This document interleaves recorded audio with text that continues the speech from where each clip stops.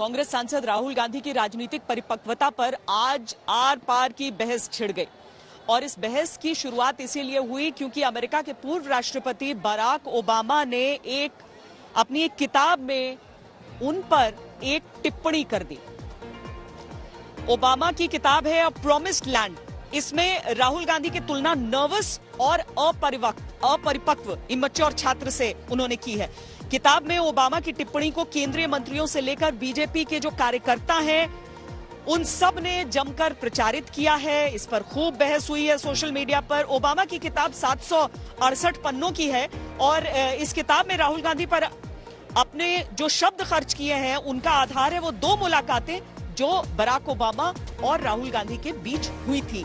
राहुल गांधी और ओबामा की पहली मुलाकात हुई थी 2015 में। ओबामा से मिलने के लिए राहुल गांधी पार्टी अध्यक्ष सोनिया गांधी और सांसद आनंद शर्मा के साथ गए थे। दिसंबर 2017 में बराक ओबामा के दिल्ली दौरे पर राहुल गांधी से उनकी दूसरी बार मुलाकात हुई थी। इन 2 मुलाकातों में ओबामा ने राहुल गांधी के व्यक्तित्व को स्कैन कर लिया और उसके आधार पर उनके बारे में ये राय बनाई है। ऐसी राय है जिस पर कांग्रेस को सफाई देनी पड़ रही है और अपने डिफेंस को मजबूत बनाने के लिए जवाबी हमले कांग्रेस को करने पड़ रहे हैं। हालांकि ओबामा ने किताब में पूर्व प्रधानमंत्री मनमोहन सिंह के लिए कहा है कि मनमोहन सिंह में एक भाव शून्य ईमानदारी है जो उन्हें अलग बनाती है। This is Barack Obama. ये तो इत्तेफाक ही है, लेकिन गजब का। बिहार चुनाव में कांग्रेस का डिब्बा गोल हुआ। उपचुनाव में कांग्रेस चारों खाने चित रही और ठीक उसी वक्त राहुल गांधी पर अमेरिका के पूर्व राष्ट्रपति बराक ओबामा की टिप्पणी राजनीतिक तूफान की तरह ट्रेंड करने लगी। प्रधानमंत्री मोदी के पक्के दोस्त रहे बराक ओबामा ने अपनी नई किताब में कांग्रेस सांसद राहुल गांधी के चरित्र और गुणों को आंकने की कोशिश की। अपनी नई किताब अ प्रॉमिस्ड लैंड में बराक ओबामा ने राहुल गांधी की तारीफ नहीं की बल्कि उन पर सवाल उठाए। राहुल को राजनीति का नर्वस छात्र तक बता दिया। ओबामा फरमाते हैं, राहुल गांधी एक ऐसे नर्वस और तैयारी करने वाले छात्र की तरह लगे जो अपने शिक्षक को प्रभावित करना चाहता है, मगर उसके भीतर विषय का मास्टर बनने के लिए जुनून या योग्यता की कमी है। ओबामा यही नहीं रुके। अपनी किताब में कांग्रेस अध्यक्ष सोनिया गांधी की खूबसूरती के बारे में भी टिप्पणी कर दी। ओबामा ने लिखा, हमें चार्ली क्राइस्ट और रहम इमैनुअल जैसे पुरुषों के हैंडसम होने के बारे में बताया जाता है, लेकिन महिलाओं के सौंदर्य के बारे में नहीं। सिर्फ 1 या 2 उदाहरण ही अपवाद हैं, जैसे सोनिया गांधी। बराक ओबामा की किताब अभी रिलीज भी नहीं हुई है। इससे पहले ही भारत में पब्लिसिटी की दुकान चल निकली है। विवाद गहरा गया है। सोशल मीडिया में ओबामा से माफी मांगने वाला हैशटैग ट्रेंड करने लगा, तो दूसरी ओर बीजेपी नेता और पार्टी के समर्थक मजे लेने लगे। नेताओं और मंत्रियों के मन में गुदगुदी होने लगी राहुल गांधी पर कटाक्ष करने की मुराद जो पूरी हुई।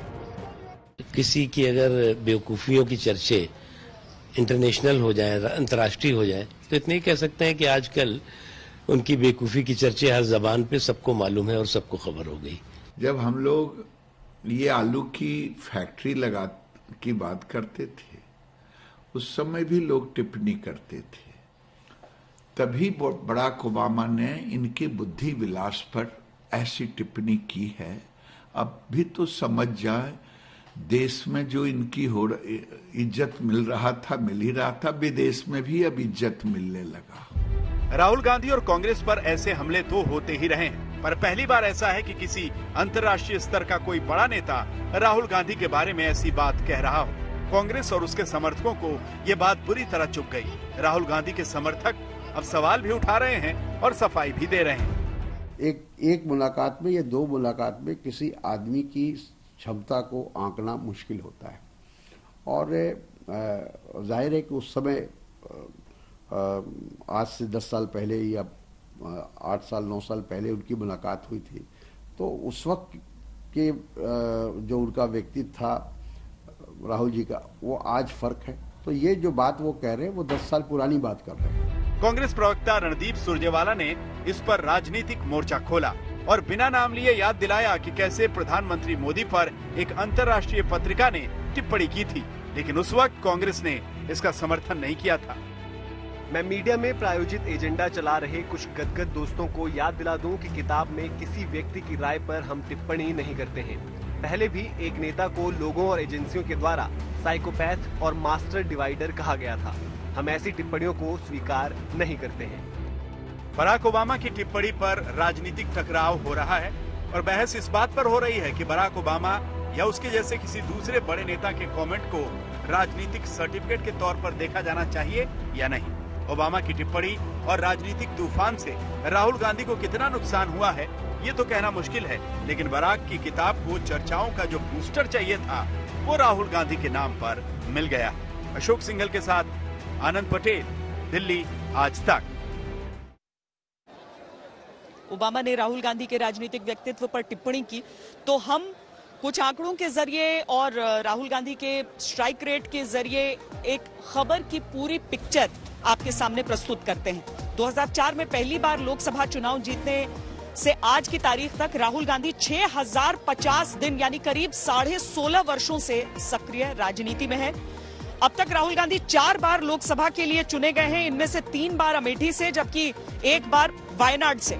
जनवरी 2013 में राहुल गांधी को कांग्रेस का उपाध्यक्ष नियुक्त किया गया। हालांकि इस दौर में कांग्रेस पार्टी की सफलता और असफलता से जुड़ा उनका राजनीतिक मीटर चालू नहीं हुआ था।